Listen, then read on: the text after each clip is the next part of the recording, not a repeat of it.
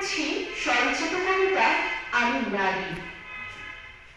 আমার কোনো বাড়ি নেই, কেন জানো? কারণ আমি এক অবলা নারী। বাবার বাড়ি কয় স্বামীর বাড়ি তোর, স্বামীর বাড়ি কয় কিসের বাড়ি তোর?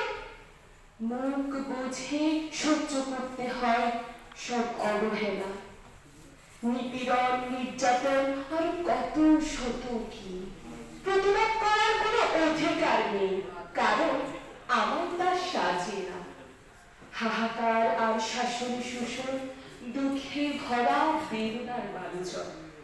আমি নারী, আমার আসল পরিচয় আমার স্বামী।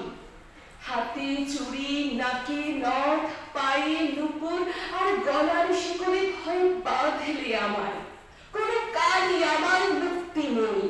আমি হলাম সবার হাতের পুতুল, চার দেয়ালের ভেতরেই আমার ঠাই। বেদনারা বাসি হয়ে বাজে, মন খারাপের ক্ষত মনের ভিতরে চলে। নিজের কাছে বড় অসহায় আমি, কেউ কখনো খুঁজেনি আমার ব্যথার সিন্ধু।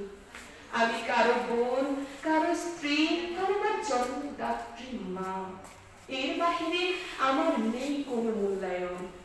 অথচ জগতের যত বড় বড় জয়, বড় বড় অভিযান আমার ত্যাগে হয়েছে মহান। আমি দেশের প্রধান, আমি উন্নয়নের ধারণ। সবাইকে ধন্যবাদ।